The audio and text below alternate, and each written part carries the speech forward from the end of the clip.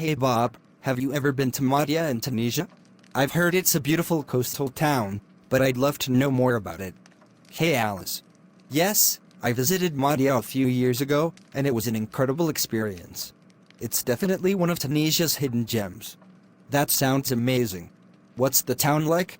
Is it more of a tourist destination or a quiet coastal town? Mahdia strikes a balance between being a tourist destination and a serene coastal town. It's not as bustling as some of the more famous places like Hammamet or Sousse, which is great if you're looking for a more relaxed atmosphere. That sounds perfect. I'm not a huge fan of overcrowded tourist spots. What's the most notable thing about Mahdia for you? The first thing that struck me was the stunning beaches. Mahdia has some of the most beautiful and pristine beaches I've ever seen. The water is crystal clear and has that inviting turquoise color you associate with Mediterranean destinations. Wow, that sounds picturesque. Are there any particular beaches you'd recommend? Absolutely. The main beach in Mahdia is called Plage de Mahdia, and it's quite popular. It offers a wide range of water sports activities like windsurfing and jet skiing if you're into that. There's also a beautiful marina nearby. Water sports sound like a lot of fun. Besides the beaches, what else is there to do in Mahdia? Well, Mahdia has a rich history, and you can explore it through the Old Town or the Medina. The Medina is a UNESCO World Heritage Site, and it's a maze of narrow streets, historic buildings, and charming markets. It's a great place to soak in the local culture. That sounds fascinating. Any specific landmarks within the Medina that are worth a visit? Absolutely. Within the Medina, you should visit the Great Mosque of Mahdia, which dates back to the 10th century. It's a beautiful example of Islamic architecture. There's also the Borj El-Kebir fortress, which offers panoramic views of the town and the sea. I love historical sites, so that's right up my alley. Did you try any local food while you were there? Oh, definitely. Tunisian cuisine is delightful. You must try the seafood in Mahdia. It's incredibly fresh. There's a dish called brick, which is a deep-fried pastry filled with egg, tuna, and capers. It's delicious. And of course, you can't visit Tunisia without trying couscous and the various tagine dishes. My mouth is watering just thinking about it. Any specific restaurants you'd recommend? One restaurant that stood out for me was La Pâtisserie. It's right by the sea, and the seafood there is exceptional. You can enjoy your meal with a view of the waves. It's quite the experience. Sounds like a perfect spot for a romantic dinner. How about the people in Mahdia?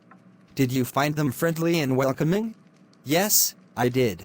The people in Mahdia were incredibly warm and welcoming. Even though I didn't speak much Arabic, they made an effort to communicate and make me feel at home. It's always a plus when you feel welcomed in a foreign place. That's great to hear. It makes the travel experience so much more enjoyable. Did you explore any nearby places while you were in Mahdia? Yes, there are some interesting day trips you can take from Mahdia. One option is to visit El Jem, which is famous for its Roman amphitheater. It's one of the best preserved Roman colosseums in the world. Oh, I've seen pictures of that amphitheater. It's impressive. How far is it from Mahdia? El Jem is about a 30-minute drive from Mahdia, so it's a convenient day trip. You can explore the ancient ruins and get a sense of Tunisia's rich history. That's a must-visit for history buffs like me. Any other nearby attractions? Another interesting place to visit is Monastir, which is also not far from Mahdia. It has a beautiful Rabat fortified monastery and a well-preserved Medina. Plus, it's the birthplace of Tunisia's first president, Habib Bourguiba, so you can learn about Tunisia's modern history too. It sounds like there's so much to see and do around Mahdia. How long would you recommend staying to explore everything? I'd say a stay of about 3 to 4 days should give you a good taste of what Mahdia and its surroundings have to offer. You can relax on the beaches, explore the Medina, and take a couple of day trips.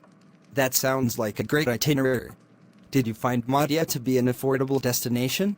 Yes, compared to some other Mediterranean destinations, Mahdia is quite affordable.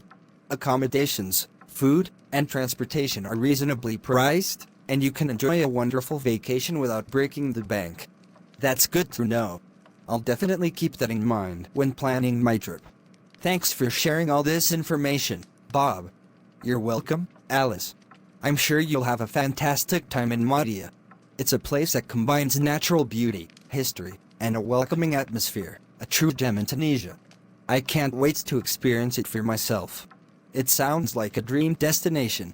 Thanks again for all the insights, Bob. Anytime, Alice. Enjoy your trip planning, and if you have any more questions, feel free to ask. Safe travels.